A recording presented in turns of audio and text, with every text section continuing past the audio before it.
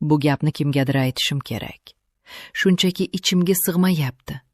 Balki meni ayblarsiz, balki jirkanarsiz, lekin menga baribir emas. Shunchaki hammasini boshidan aytib berishim kerak kimgadir. Hech bo'lmaganda o'zimga o'zim ovoz chiqarib aytishim kerak. Chunki bu jimlik meni ichimdan yeb tamom qiladi. Hammasi bir oy oldin boshlandi. O'sha manfur, o'sha sovuq kechada. Erim Akmal bilan turmush qurganimizga 5 yil bo'lgandi. 5 yil. Bu vaqt ichida nimalarni ko'rmadim deysiz. Avvaliga hammasi yaxshi edi. Sevgi, ehtiros, kelajakka umidlar. Biz farzandli bo'lishni juda xohlardik. 1-yil o'tdi, 2-yil o'tdi. Shifokorlar, tabiblar, duolar, hech narsa yordam bermadi. Shifokorlar oxiri aniq tashxisni qo'yishdi. Muammo Akmalda edi. U hech qachon ota bo'la olmasdi. O'sha kunni eslayman. Akmal klinikadan qovog'i osilib kelgandi. Men uni ovutmoqchi bo'ldim. Hammasi yaxshi bo'lishini, biz bir-birimiz uchun yashashimizni, farzand asrab olishimiz mumkinligini aytdim. U esa meni sovuq itarib tashladi. Uning ko'zlarida men ilgari hech ko'rmagan bir sovuqlik, bir begonalik bor edi. Shu kundan boshlab oramizdagi jarlik kattalashib bordi. U men bilan deyarli gaplashmas, ishdan kech kelar, ba'zan umuman kelmasdi. Yutog'imiz muzlab qolgandi. U menga qo'l tekkizmasdi. Men esa uni bezovta qilishga qo'rqardim. Uning dardi og'irligini, erkaklik g'ururiga qattiq shu bir ogiz so'z menga qanchalar dalda bo'lardi. O'sha kecha Akmal ishdan juda kayfsiz keldi. Kechki ovqatni jimgina yedik. Men nimadir deyishga ogiz juftlagandim, u qo'li bilan jim ishorasini qildi. Yuragim bir xavotirni sezdi. Kechasi yotoqqa kirganimizda u chiroqni o'chirmadi. O'rniga turib deraza oldiga bordi va tashqariga tikilib turaverdi. Uning yo'lkalari siqilgan, butun vujudi tarang edi. Men bir qarorga keldim, dedi u oradagi uzoq sukunatdan so'ngan, hamon menga o'girilmay. Uning ovozi g'alati, bo'g'iq edi. Men javob bermadim. Nima deyishini kutdim. Bizga farzand kerak. Mening zurriyodim. Mening qonimdan bo'lgan bola kerak.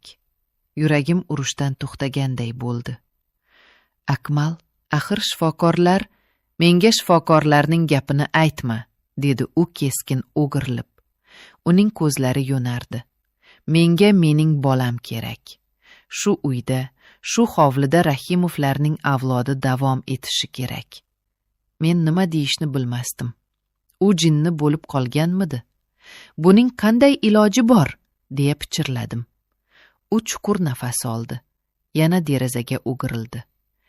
Iloji bor, faqat sen rozi bo'lishing kerak. U bir muddat jim qoldi. So'z topolmay qiynalayotgani sezilib turardi. Keyin aytdi. O'sha dahshatli so'zlarni aytdi. U otasi bilan, u dadam bilan. Men ishonmadim. Quloqlarimga ishonmadim. Bu qandaydir telbalarcha hazil, dahshatli tush bo'lsa kerak deb o'yladim. Ota-onangning yuziga qanday qaraysan? Bepusht deb nom olib, bir umr yolg'iz o'tasanmi? Uning tahdidlari, uning sovuq nigohi, uning shafqatsiz so'zlari meni sindirdi.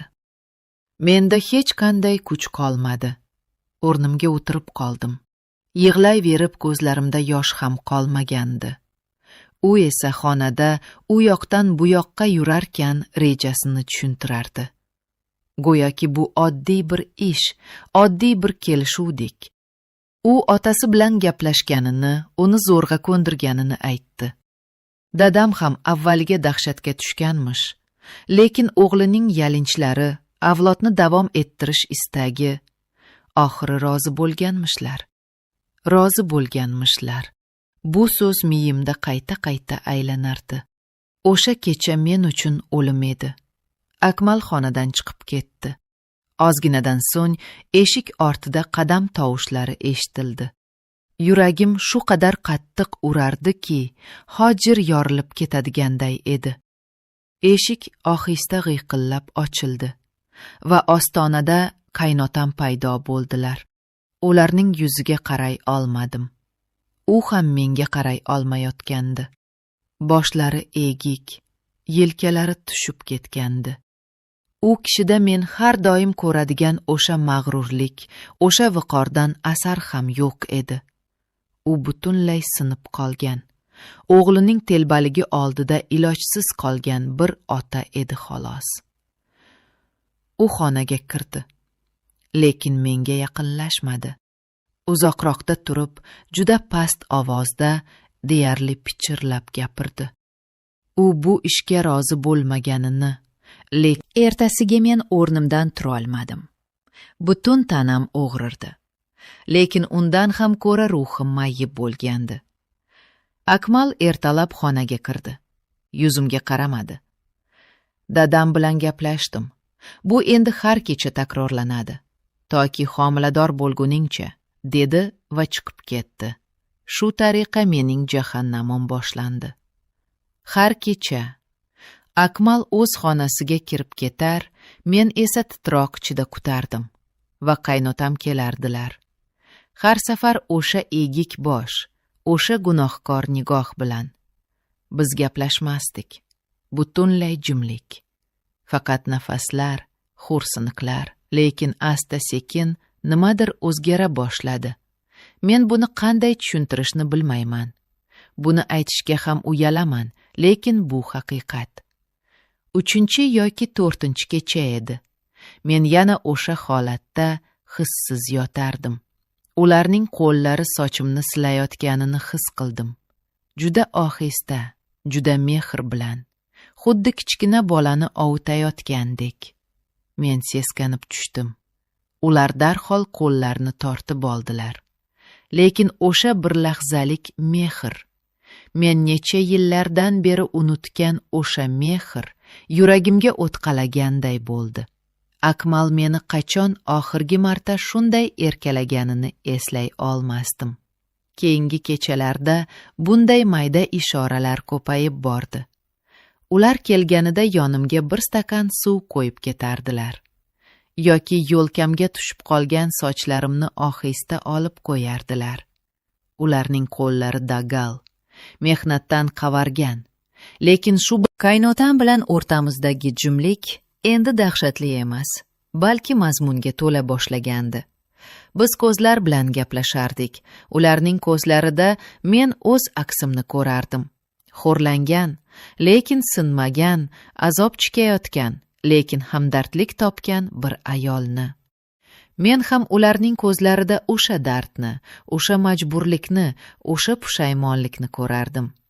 Biz bir gunohning 2 jinoyatchisi emas, balki bir taqdirning 2 qurboni edik. Bir hafta o'tdi, keyin ikkinchisi.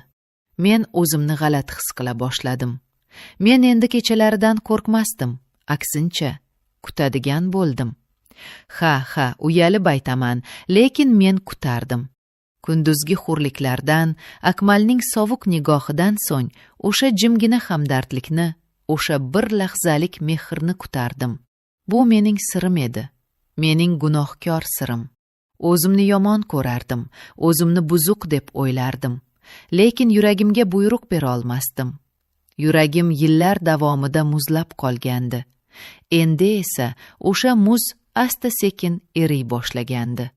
Ularning nafaslarini eshitish, qadoq qo'llarining taftiyini his qilish menga bir xotirjamlik berardi. Ular hech qachon ortiqcha harakat qilmasdilar. Hammasi juda vazmin, juda andishali edi. Bu ehtiros emasdi. Bu undan ham chuqurroq bir narsa edi. Bu 2 yolg'iz, baxtsiz insonning bir-biriga talpinishi edi. Ular menga ayolligimni eslatdilar.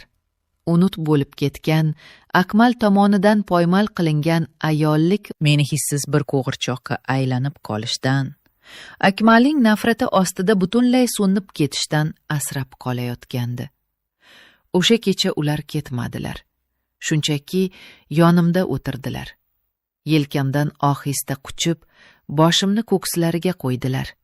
Men esa juda uzoq yig'ladim. 5 yillik alamlarim, xo'rliklarim, yolg'izligim, hammasi ko'z yoshlarimga qo'shilib oqib chiqardi. Ular esa jimgina sochlarimni silardilar. Hech narsa demasdilar. Lekin shu jimliklari minglab tasalli so'zlaridan afzal edi. Shu voqeadan keyin oramizdagi devor butunlay quladi. Biz hamon gaplashmasdik. Lekin endi bunga ehtiyoj ham yo'q edi. Biz bir-birimizni so'zsiz tushunardik. Ularning har bir nigohi, har bir teginishi men uchun bir olam ma'no edi. Men bu insonni, bu menga qaynota bo'lgan, lekin aslida erimdan ham yaqinroq bo'lib qolgan insonni yaxshi ko'rib qolayotganimni tushunib yetdim. Bu dahshatli, gunohkor sevgi edi. Lekin bu sevgi edi. Men o'zimga o'zim savol berardim. Sen nimadan mazza qilyapsan? Bu xo'rlikdanmi? Yo'q. Men bu vaziyatning jirkanchligini tushunib turardim. Lekin men o'sha insonning munosabatidan, uning mehridan, e'tiboridan mazza qilardim. Ayol kishi uchun eng muhimi shu emasmi? O'zini kerakli, sevimli his qilish. Akmal menga buni bera olmadi. U hech qachon bera olmasdi.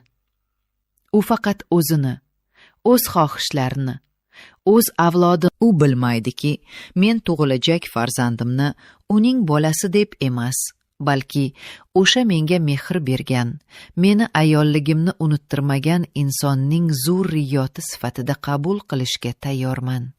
Ha, 1 oydan beri men mazza qilib yotibman. Lekin bu jismoniy lazzat emas. Bu ruhiy xotirjamlik. Bu ayol sifatida o'zingni qadrli his qilish. Bu yillar davomida muzlagan qalbingga kimdir iliqlik olib kirishi. Bu gunohmi? Ha, gunoh. Bu jirkanchmi? Balki. Lekin bu mening haqiqatim. Mening achchiq, lekin shirin haqiqatim. Kelajakda nima bo'lishini bilmayman. Agar homilador bo'lsam, hammasi yanada chigallashib ketadi. Bu sirni bir umr qalbimda saqlab yashashga majbur bo'laman. Lekin men qo'rqmayapman. Chunki men endi yolg'iz emasman. Qorong'u tunlarda meni tushunadigan, menga hamdard bo'ladigan insonim bor va bu menga har qanday qiyinchilikni yengishga kuch beradi. Hozircha men shunchaki yashayapman. Kunduzlari soxta tabassum bilan, tunlari esa gunohkor baxtim bilan. Va bu baxtdan voz kechishga mening kuchim yetmaydi.